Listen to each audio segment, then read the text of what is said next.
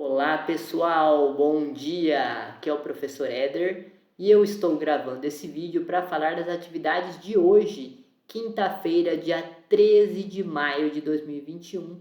Vocês estão vendo as atividades aí na rotina, então agora a gente vai olhá-las um pouquinho mais de perto nos livros Currículo em Ação, Ler e Escrever e Currículo em Ação EMAI em Matemática. Então, bora para as atividades.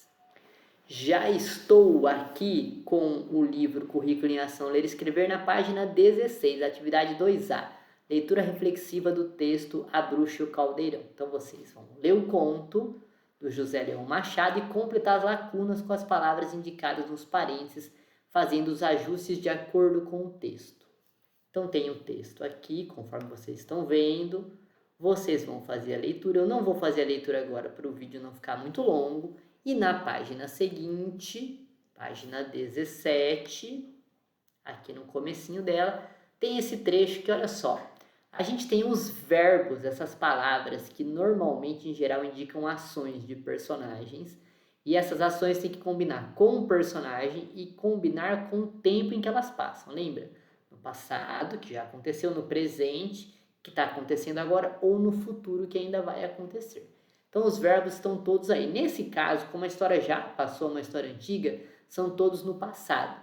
Então, vocês vão preencher, por exemplo, aqui no começo, ó, com o verbo decidir, então ir à próxima feira e levar o caldeirão ao mercador. Depois, o verbo verificar, vocês vão encaixar nessa lacuna. Depois, o perguntar, mirar, remirar e sopesar. Aí, vocês vão terminar de preencher, terminar de ler a história com muita atenção e tentar compreendê-la. E aqui tem algumas questões para a gente pensar. Ó. No conto, o narrador traz fatos que já aconteceram ou que irão acontecer. Já dei pista disso, hein? Quais as palavras que o ajudaram a perceber isso? Vou dar outra dica. São justamente as palavras que você preencheu nas lacunas lá em cima. O que essas palavras indicam? Eu já falei sobre isso também rapidamente. E letra C. Exponha o que descobriram aos colegas da classe e ouça as conclusões a que chegaram. Ajude seu professor a construir um registro sobre as descobertas. Essa atividade a gente vai retomar na segunda-feira, na aula ao vivo, no dia 17, tá? E para quem não for participar, o professor Edra vai gravar um pequeno vídeo explicando aqui. Mas vou dar pistas já. Tem a ver que são verbos, que esses verbos normalmente indicam ações, né? E que eles normalmente indicam quem está fazendo a ação e o tempo que ela acontece, como eu já falei. Agora, a gente vai continuar no mesmo livro, mas vamos lá para a parte de ciências. Pronto! Ainda estou no livro Currículo em Ação, Ler e Escrever, Natureza e Sociedade. Estamos na parte de ciências agora, a parte roxinha. Número 3, tem aí um esquema que eu quero que vocês prestem atenção. A gente falou na última aula sobre a fotossíntese, que as plantas são produtoras de energia, quer dizer, elas não se alimentam de nada, elas produzem o próprio alimento se tiverem dióxido de carbono, luz solar e água. Mas e os outros animais? Então tem um esquema aí mostrando como é que é a cadeia alimentar.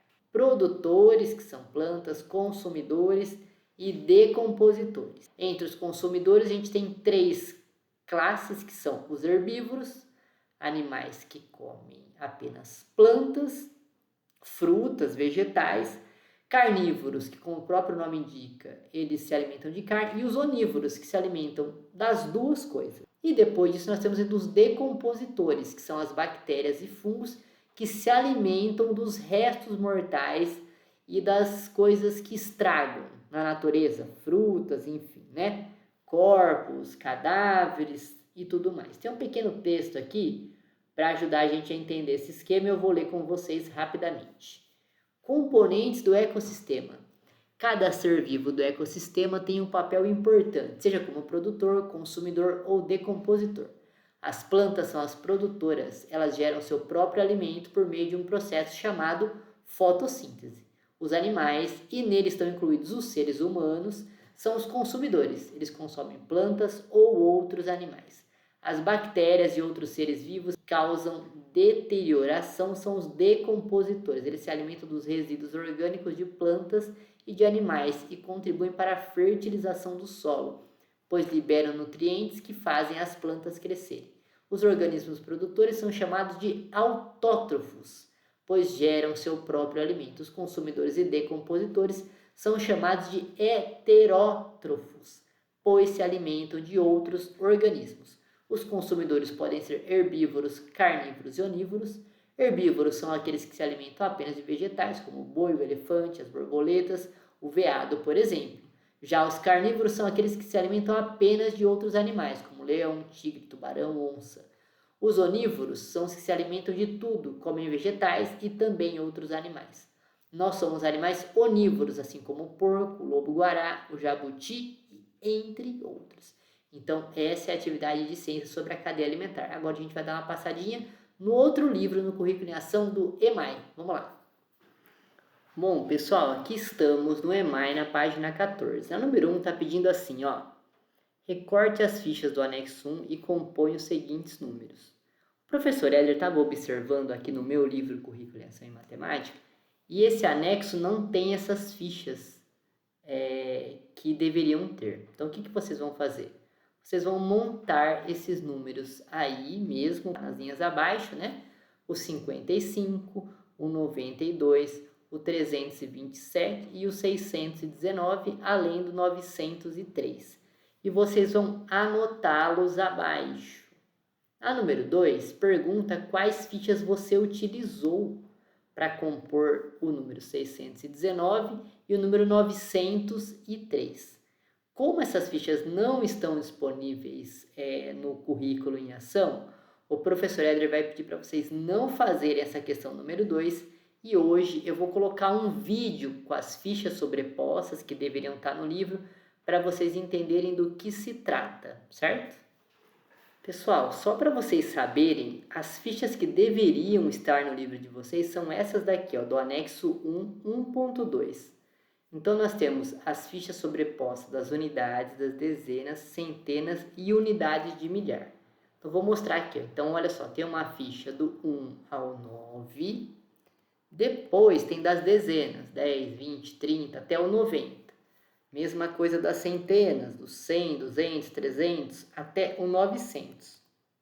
E do milhar, aqui tem apenas a do 1000. Então, para compor um número com essas fichas, vocês deveriam, por exemplo, lá, o número, vou pensar um número qualquer aqui, 619. Você pega o 600, coloca a ficha, aí você pega a ficha do 600, depois a do 10, que está aqui, coloca sobre esses dois zeros, e depois coloca o 9 aqui na unidade formaria. Então, como essas fichas só estariam disponíveis em outro livro que não é esse, e nem o EMAI vai ter essas fichas, a gente não vai utilizá-las. Então, vocês vão apenas escrever o número e a questão número 2 vocês não vão realizar. Bom, então é isso, pessoal. A atividade de matemática, então, a gente vai fazer parte dela e eu vou tentar deixar essas fichas, pelo menos expostas, para vocês entenderem melhor um vídeo aqui na nossa plataforma do Google Sala de Aula, certo? Então, por hoje é só. Espero que o vídeo tenha ajudado. Aguardo vocês nas próximas aulas ao vivo e em qualquer momento de dúvida. Um abraço e tchau!